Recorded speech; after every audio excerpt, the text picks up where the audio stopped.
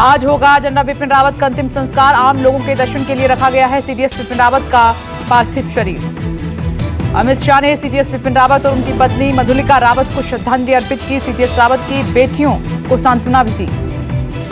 General Bipin Rawat और उनकी पत्नी का शव सरकारी आवास पर रखा गया है। जनरल रावत को श्रद्धांजलि देने के लिए लोगों की भीड़ लगी हुई है। भारतीय सेना ने जनरल बिपिन रावत को ट्वीट करके सैल्यूट किया है। लिखा कि दिल से निकलेगी ना मरकर भी वतन की उल्फत, मेरी मिट्टी से भी खुशबुए वफा आएगी। सीडीएस रावत को श्रद्धांजलि देने पहुंचे राहुल गांधी और राहुल गांधी ने परिवार को सांत्वना दी है। उत्तराखंड के मुख्यमंत्री पुष्कर सिंह धामी सीडीएस रावत के घर पहुंचे और जनरल बिपिन रावत और उनकी पत्नी मधुलिका रावत को श्रद्धांजलि दी है। दूर दूर से आम लोग जनरल रावत को श्रद्धांजलि देने पहुंच रहे हैं। अभिभावकों ने जनरल रावत को बताया अपना प्रेरणा स्रोत। सीडीएस जनरल बिपिन रावत को आज अंतिम विदाई दी जाएगी और शाम 4 बजे बराज स्क्वायर में किया जाएगा अंतिम संस्कार। सीडीएस की अंतिम यात्रा दोपहर 2 बजे शुरू होगी। जनरल रावत की अंतिम यात्रा पूरे सैन्य सम्मान के साथ निकाली जाएगी। सीडीएस रावत और उनकी पत्नी को जम्मू कश्मीर के एलजी मनोज सिन्हा ने भी पुष्पांजलि अर्पित की है। मनोज सिन्हा ने जनरल रावत के शौर्य को याद किया।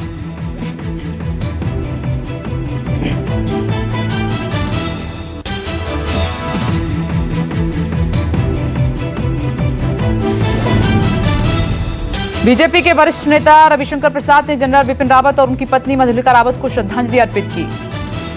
कांग्रेस नेता हरीश रावत भी जनरल बिपिन रावत के आवास पर पहुंचे, श्रद्धांजलि अर्पित की, उनको याद किया। राजकीय सम्मान के साथ हेलीकॉप्टर हादसे में शहीद हुए ब्रिगेडियर एल.एस. लिड्डर का अंतिम संस्कार किया गया। नम आंखों से अंतिम विदाई दी गई। दिल्ली में ब्रिगेडियर एल.एस. लिड्डर की पत्नी और बेटी ने बरार स्क्वायर में श्रद्धांजलि दी। दिल्ली कैंट के बरार स्क्वायर पर रखा गया था पार्थिव शरीर। रक्षा मंत्री राजनाथ सिंह, एनएसए अजीत डोभाल और तीनों सेनाओं के प्रमुखों ने भी ब्रिगेडियर लिड्डर को श्रद्धांजलि अर्पित की। तीनों सेनाओं के प्रमुख ने ब्रिगेडियर लिड्डर को श्रद्धांजलि दी। जनरल एमएम नरवणे, नौसेना प्रमुख और वायुसेना प्रमुख भी वहां पर पहुंचे। पूर्व केंद्रीय मंत्री राज्यवर्धन सिंह राठौर शमशान घाट पहुंचे और एनडीए में ब्रिगेडियर लिड्डर के बैचमेट रहे हैं राज्यवर्धन सिंह राठौर। हरियाणा के मुख्यमंत्री मनोहर लाल खट्टर ने ब्रिगेडियर लिड्डर को बरार स्क्वायर पहुंचकर श्रद्धांजलि अर्पित की। ब्रिगेडियर लिड्डर को उनकी बेटी ने नम आंखों से उनको मुखाग्नि दी। पत्नी भी विधि विधान के समय बरार स्क्वायर में ही मौजूद थी। तमिलनाडु के हेलीकॉप्टर हादसे के शहीदों का कल दिल्ली पहुंचा पार्थिव शरीर। सीडीएस रावत, उनकी पत्नी मधुलिका समेत 13 जवान शहीद हुए हैं। गुरुवार शाम करीब 7:45 बजे दिल्ली के पालम एयरपोर्ट पर लाया गया। सभी का पार्थिव शरीर प्रधानमंत्री नरेंद्र मोदी ने जनरल रावत समेत सभी शहीदों को श्रद्धांजलि दी। शहीदों के परिजनों से मिले पीएम मोदी, परिजनों से एक एक कर मिलकर ढांढस बंधाया प्रधानमंत्री ने। रक्षा मंत्री राजनाथ सिंह ने भी श्रद्धांजलि अर्पित की। एनएसए अजीत डोभाल और तीनों सेना प्रमुखों ने भी नमन किया। रक्षा मंत्री राजनाथ सिंह, राष्ट्रीय सुरक्षा सलाहकार अजीत डोभाल करीब 8:30 बजे एयरपोर्ट पहुंचे और सभी शहीदों के परिजनों से मिलकर उनको ढांढस बंधाया। हेलीकॉप्टर हादसे पर एक चश्मदीद ने दावा किया है कि हादसे में जख्मी जनरल रावत ने उनसे पानी मांगा था, लेकिन उन्हें अफसोस है कि वो पानी नहीं दे सके। कुन्नूर के सामाजिक कार्यकर्ता शिव कुमार घटनास्थल पर सबसे पहले पहुंचे। उनके मुताबिक जलते हेलीकॉप्टर से 3 लोगों ने छलांग लगाई थी।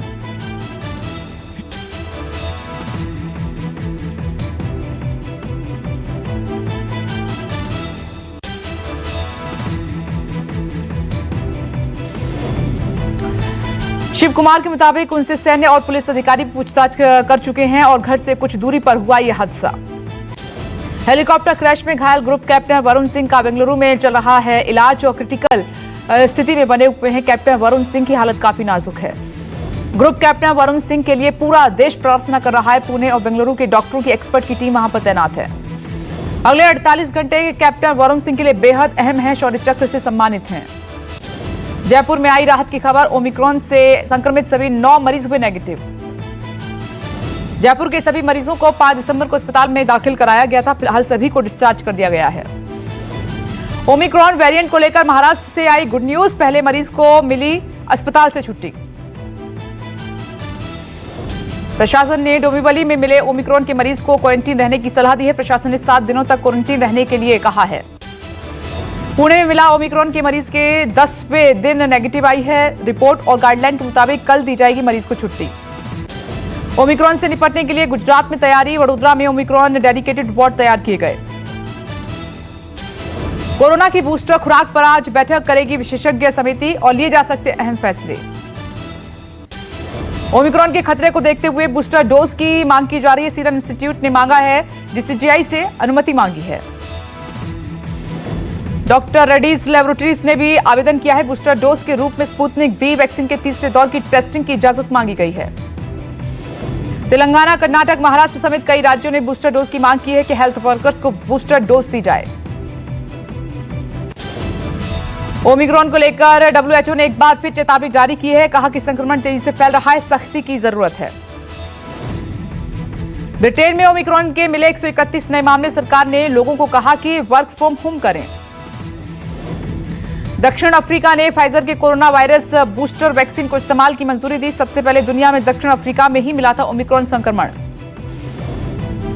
ओमिक्रॉन वेरिएंट को लेकर वैज्ञानिकों ने दी चेतावनी। कहा कि बहुत ज्यादा म्यूटेशन की वजह से रीइंफेक्शन भी हो सकता है। बिहार में कोरोना रिटर्न से एक दिन में बिहार में मिले 17 संक्रमित, 14 केस सिर्फ पटना में। पटना के ओमिक्रॉन का खतरा है। पटना में 14 मरीजों में से 5 मरीज विदेश से लौटे हैं। नेपाल से आए 3 और सिंगापुर से आए 2 लोगों में कोरोना की पुष्टि हुई है। मरीजों के सैंपल जीनोम सीक्वेंसिंग के लिए भेजे गए हैं। भारत में पिछले 24 घंटे में कोरोना के 8,503 नए मरीज मिले हैं। एक दिन में 624 संक्रमितों की मौत भी हो गई। एक दिन में 7,678 लोगों ने कोरोना को मात दी है। कुल सक्रिय मरीजों का आंकड़ा घटकर 94,000 हुआ। आंकड़ों के मुताबिक अब तक 131 करोड़ वैक्सीन की डोज दी गई है। ओमिक्रॉन को लेकर राज्यों में बढ़ाई गई सतर्कता। अहमदाबाद में कोरोना को हराने के लिए स्वास्थ्य विभाग की अनोखी पहल। सामुदायिक हॉल, पार्टियों में जाकर लोगों को लगा रहे हैं दूसरी डोज। दिल्ली के बॉर्डर पर प्रदर्शन कर रहे किसान अब घर वापसी कर रहे हैं। तैयारी हो चुकी है। सिंघू बॉर्डर में सामान बांधते नजर आए किसान। कुछ किसानों ने ट्रैक्टर ट्रॉलियों पर अपना सामान रख लिया है। आज ही पंजाब की ओर लौट सकता है किसानों का जत्था। और किसान MI-17 हेलीकॉप्टर हादसे के शहीदों को श्रद्धांजलि भी देंगे। दिल्ली के बंगला साहिब गुरुद्वारे में जाकर अरदास भी करेंगे। पिछले 1 साल से भी ज्यादा समय से किसान अपनी मांगों को लेकर दिल्ली के बॉर्डर पर डटे हुए थे, प्रदर्शन कर रहे थे। किसानों ने कल किया था धरना खत्म करने का ऐलान। 11 तारीख को जश्न मनाकर दिल्ली की सीमाओं को खाली करेंगे किसान। कल संयुक्त किसान मोर्चा की बैठक में धरना खत्म करने का ऐलान किया गया था और सरकार और किसानों के बीच अधिकतर मुद्दों पर सहमति बन चुकी है। किसानों ने साफ किया है कि आंदोलन खत्म नहीं हो रहा है, बल्कि इसे स्थगित किया जा रहा है। अगर वादे पूरे नहीं हुए तो फिर शुरू हो सकता है। अब 15 जनवरी 2022 को होगी संयुक्त किसान मोर्चा की अगली बैठक। किसान देखेंगे कि सरकार वादे पूरे कर रही है या फिर नहीं। दिल्ली से पंजाब के लिए किसान निकालेंगे फतेह मोर्चा। अमृतसर जाकर हरमिंदर साहिब में लेंगे आशीर्वाद। सिंघू और टिकरी बॉर्डर से एक साथ निकलेगा किसानों का मोर्चा। हरियाणा में जगह जगह किसानों पर बरसाए जाएंगे फूल। ग्वालियर में केंद्रीय मंत्री ज्योतिरादित्य सिंधिया ने निर्माणाधीन क्रिकेट स्टेडियम का दौरा किया है। मैदान में क्रिकेट खेलते नजर आए ज्योतिरादित्य सिंधिया। जम्मू कश्मीर के कुलगाम में 12वीं की छात्रा बनी सबसे कम उम्र की लेखिका बुशरा निदा ने लिखी हैं 3 किताबें। कम उम्र में किताबें लिखकर बुशरा निदा ने जीते कई सम्मान। कहा कि मुझे एनी फ्रैंक से मिली प्रेरणा। कानपुर में रेजिडेंट डॉक्टरों की हड़ताल और अस्पताल में मिल रही है सिर्फ आपातकालीन सेवाएं। अपनी मांगों को लेकर रेजिडेंट डॉक्टर हड़ताल पर बैठे हैं और इलाज के लिए मरीज जो आ रहे हैं वो परेशान हैं। कानपुर में दिखा पुलिस का बेरहम चेहरा। बच्ची गोद में लिए शख्स की जमकर की है पिटाई। जिला अस्पताल के हड़ताली कर्मचारियों को हटाने गई पुलिस। प्रदर्शनकारी ने पहले पुलिस का अंगूठा चबा लिया। भड़के पुलिसकर्मियों ने प्रदर्शनकारियों को खदेड़ा और इसी क्रम में शख्स की पिटाई भी की गई। सोशल मीडिया पर युवक की पिटाई का वीडियो तेजी के साथ वायरल हो रहा है। युवक के हाथ में एक बच्ची है और दूसरे हाथ से खुद को बचा रहा है।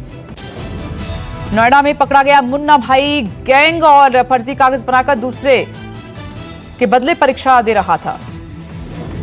पुलिस ने परीक्षार्थी समेत 3 लोगों को गिरफ्तार किया है और दूसरों के बदले परीक्षा देने वाला गैंग कई सालों से सक्रिय था। रोहतक में चर्च के अंदर घुसने से रोकने पर पुलिस और बदमाशों में झड़प हुई है। भारी संख्या में लोग वहां पर मौजूद थे। बिना परमिशन धार्मिक कार्यक्रम के लिए इकट्ठा हुए थे लोग। पुलिस ने खदेड़ा। दिल्ली में प्रदूषण और ठंड की वजह से बड़ा स्मॉग प्रदूषण से लड़ रही दिल्ली में स्मॉग की वजह से विजिबिलिटी भी और घटी है। पहाड़ों से पहुंची बर्फीली हवाओं ने गिरा दिया है दिल्ली का पारा। दिल्ली पर प्रदूषण और ठंड का दोहरा कहर। दिल्ली में आज भी खराब श्रेणी में है AQI अब भी 298 के पास है। लोगों को हो रही है दिक्कत। शादी के बंधन में बंधने के बाद विकी कौशल, कैटरीना कैफ ने शेयर की शादी की खूबसूरत तस्वीरें और तस्वीरें सोशल मीडिया पर वायरल हो रही हैं। विकी कैटरीना के सोशल मीडिया पोस्ट पर तमाम फिल्मी सितारों ने कमेंट किए हैं और इस क्रम में अनुष्का, करीना कपूर खान, प्रियंका चोपड़ा भी शामिल हैं। शादी की खूबसूरत फोटो शेयर करते हुए दोनों ने कैप्शन में लिखा कि हमारे दिलों में सिर्फ प्यार और आभार है जो हमें यहां तक ले आए हैं।